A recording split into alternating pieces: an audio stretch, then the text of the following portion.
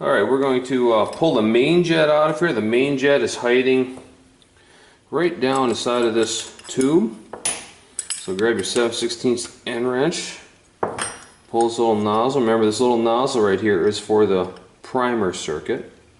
We know that it's clean because it drained fuel out of the float bowl before. You saw that it was draining the fuel out of the bowl. Grab ourselves our jet driver. It's not a screwdriver, it's a jet driver. If you look at the end of it, it's flat. It's not tapered. Works very good for removing these jets, and works pretty good for removing pilot jets out of my Cooney carburetors. So you just spin that jet out of there.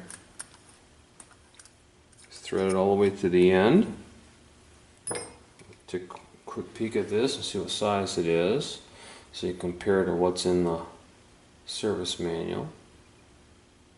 Looks like 35C. Oh, take it back, 35D. It's in dog. I don't know if you can see that or not. Throw a little light at it. So there it is.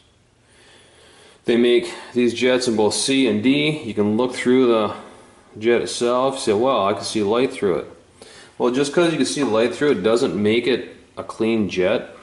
All it means is that you can see light through it. There could be a thin layer of varnish on the inside of that jet. I'm going to grab this piece of tag wire. I'm going to show you the proper way to clean a jet. Take a piece of wire, run the jet through it. Then what you do is you run it up and down in your pants legs like this, and while that jet is rolling on that piece of wire, it's cleaning out the inside of the orifice, the hole.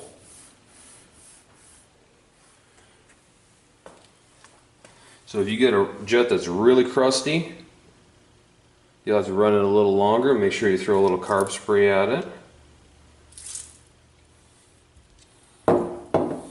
Do it again.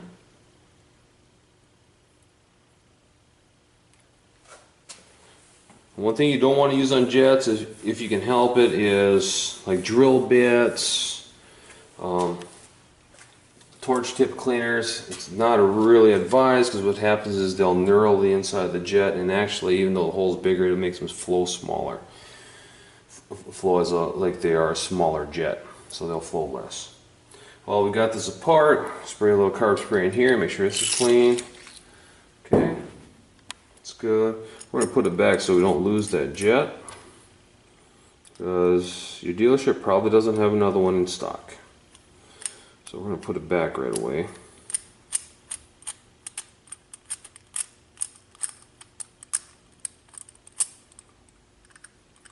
Don't forget to make sure it's snug. Doesn't have to be super tight, just make sure it's good and snug, because if you don't screw it in all the way, this little gap right here will be covered up by the jet, and your engine's going to starve for gas, and you're not going to be able to figure out why. Alright, so that's all clean there right now. Bowl's clean, you can see that it's nice and clean, there's no buildup inside of it.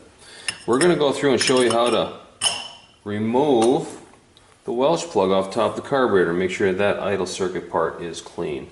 One thing we want to do is we want to put at least one screw back in, just finger tight, so the bowl don't pop off. The way that BRP recommends the removing of this Welch plug, because we need to make sure that those transfer holes, if you remember those transfer holes we talked about earlier, right there, those 3 holes back there, 1, 2, and 3. You want to make sure that those are actually clean. Can we see those in the picture? Yeah, right there. Okay. You want to make sure that there's no gunk up here on top of this. So we put the bowl back on so we can pound on it a little bit. They recommend taking a punch, slightly off center, take a hammer, and pound through. Sorry, but my hand's going to cover up probably a big chunk of that. So now we're getting close, a little farther yet. There. We went through that far, but look how deep the hole is in there. And that hole goes that far. It's a good ½ inch deep, so you got nothing really to worry about, as long as you're using a little bit of common sense. So now, if you look inside of here, it looks pretty clean. We're going to run some carb spray to make sure that it's even cleaner yet.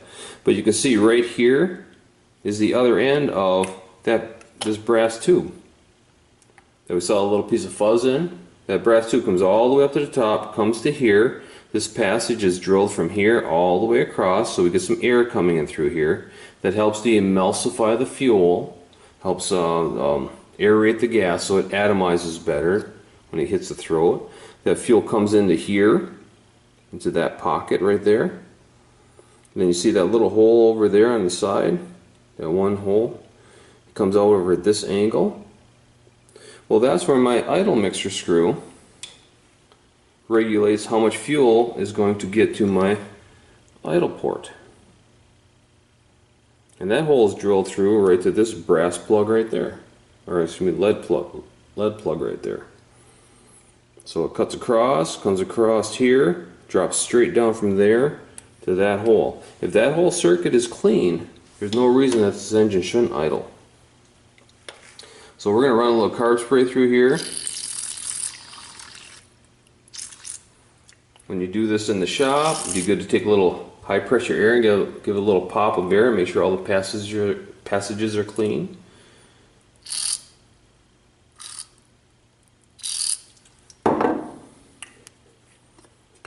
Okay, grab my little piece of wire again, straighten it out, make sure you run that through each one of those holes to make sure they're clean.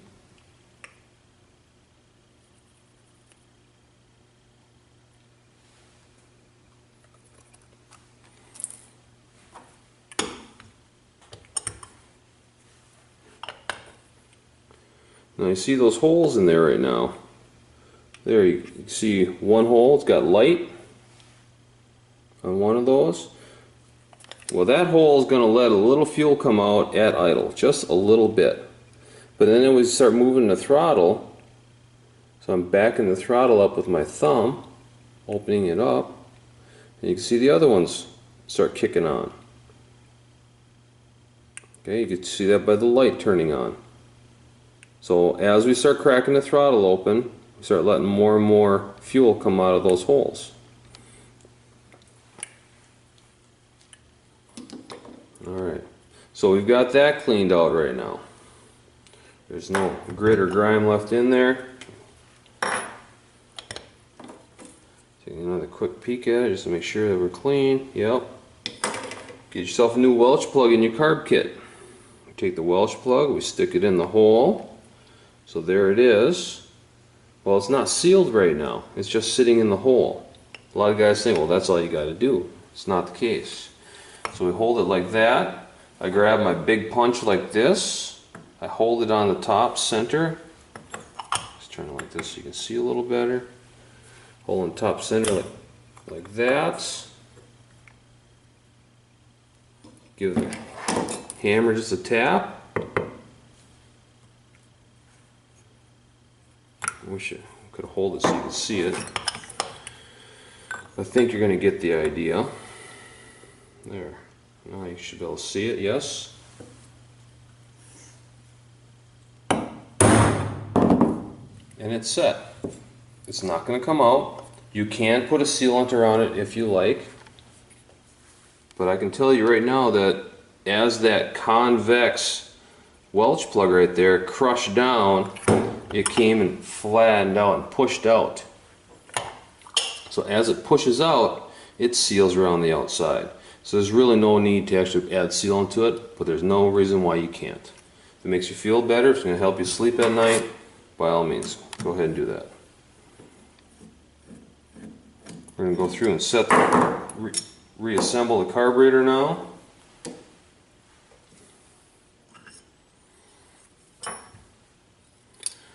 We've got the needle, and we've already looked to make sure that there's no grooves on it. Get that little piece of fuzz off of there. Make sure it's clean. Looks clean. No grooves. All right.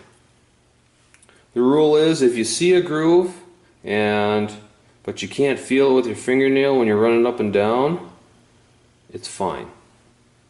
It's just a shiny spot. If you can catch it with your fingernail when you're checking it out, okay, if you catch it with your fingernail, this is junk. Time to replace it. And you get one in a carb kit anyway, so there's no reason to not replace it. Which way does this float go? Does it go like this or does it go like that? This notch right here fits over this bump right there. Okay, see that? Okay. So we want to make sure that notch is up. So we take the needle. These holes are not for anything other than for a bend area. It helps to adjust the float height better with your needle nose. So we take that needle and we drop it back down. Get my plastic pin. Go in there, slide it in. Float height on these is a general rule of thumb. On almost every carburetor, you're looking for a float height to be the same level here to the aluminum as it is here to the aluminum. If you look at this right now, you'll see that it's probably a little closer here than it is here. The way to fix that, just grab it gently. Make sure your needle is not pressing down into the seat. Give it a little bit tweak, a little bit of a bend. Do that a couple times. Right there. I think we've got our float height set. Give her a little flick like that. Looks like we're about parallel. So when you hold the carburetor like this, you want the float to be parallel to the world. It changes when it comes to a few different other types of carburetors. Ones with spring-loaded needles, then you got to set them like this. So you hold the carburetor like this, you bring it back till it seems to stop, and that's where you're checking it, on the edge. This has got a solid needle, so we don't really need to worry about that. But a lot of the Japanese equipment, they'll have spring-loaded needles. So we want them to set like at that angle, and you measure it. So if you do it at this angle all the time with every carburetor, you'll be right 100% of the time. Okay, so we have that on. Don't forget about your little don't forget about your little gasket. Very important. Make sure it's around the main nozzle. Float bowl gasket. Make sure that's all nice and clean. We'll slide that over the top. Reassemble the float bowl screws.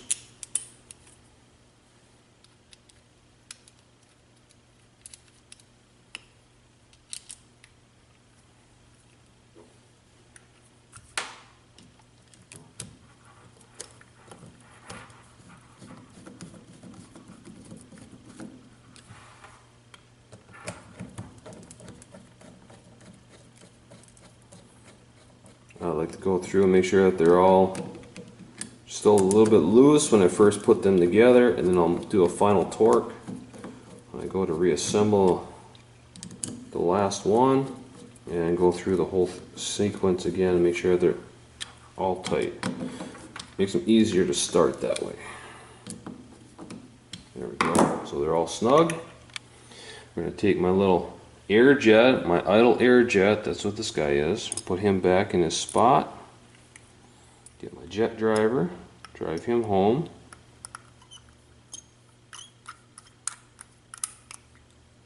Snug him up.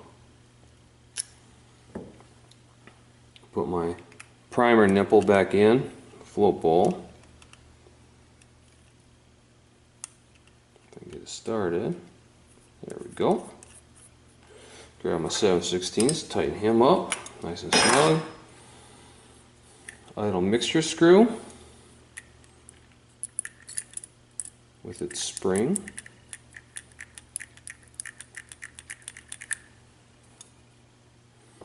General rule of thumb on idle mixture screws: